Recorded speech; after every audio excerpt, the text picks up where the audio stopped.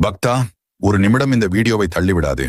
உன் வாழ்க்கையில் இருக்கும் கடன் சுமை, மனக்கவலை, உன் உள்ளத்தில் இருக்கும் சோகங்கள் அனைத்தையும் போக்க வருகிறேன்.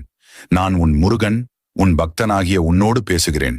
பக்தா, நீ அனுபவிக்கும் துயரங்கள் எவ்வளவு பெரியதாயிருந்தாலும் என் அருளால் அவை அனைத்தும் குறைந்து உன் வாழ்க்கை ஒளியால் நிரம்பும். பக்தா, உன் கடன்கள் பெரிதாய் தோன்றினாலும் கவலைப்படாதே.